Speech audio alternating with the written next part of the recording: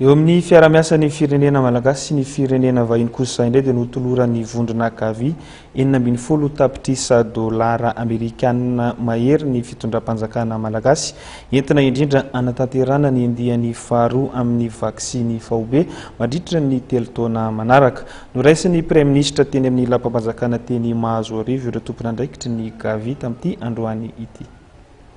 Nanolotra famatsim-bola amin'ny tetina 70 tapitrisa dolara mahery sy ny fitondram-panjakana malagasy ny vondrona Gavi izay misahana ny sehatry ny vaksiny ary mitoby ao Genève ao Suisse entina anatanterana ny andiany faharoa amin'ny fanaovana vaksiny fahobe eto Madagasikara izay aharitra 3 taona.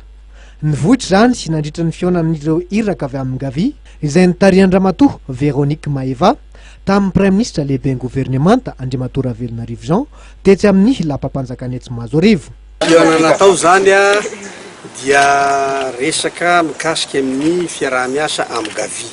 Gavi moa ry zareo ireo dia institution anankiray any ivelany any Genève ny tena basy ipetrahany dia resaka vaksiny ny tena iandraikitandry zareo zany. Efa niandraikitra ny 3 taona voalohany ry zareo dia nampiasa vola 11 millions de dollars tamin'izany fotoana zany.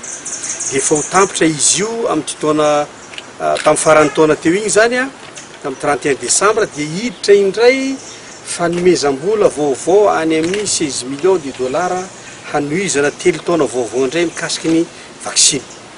Vaksiny ny ankizy zany ary hitatsika teto tamin'ny taona lasa iny dia nisy vaksiny BDB arovana amin'ny aretina reny zany indrindra ho any ankizy.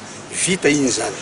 Ka rehefa tonga hiditra amin'ilay faharoa izy zany dia manan'eritreritry koa hanova ny fomba fiasa eo mikasika amin'ireny hitanareo moa rehefa misy ny fanafody sy ny entana alefa amin'ny TVA zany ifanamboarana izay tsisy maharatsy an'izany satria mikasika ny vahoaka ny asa ataon'izy zareo eto dia tsy tokony angatahantsika andro izany zavatra izany. Zava-baovao zany ary efa nataon'ny gouvernemanta ary tsy maintsy vitaina izay zavatra zany mba ahafahana miara-miasa amin'ny zareo maharitra zany ho an'ny ankizy malagasy sy ho an'ny vahoaka malagasy.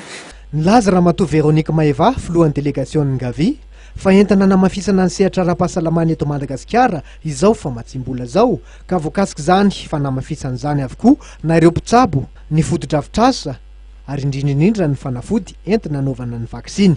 Na dia efa nisy aza ny ezaka natomboka dia nilaza ny Gavi fa maro tokoa ireo vinam-bola tokony ho tanterahina eo amin'ny sehatry ny fahasalamana indrindra ny vaksiny.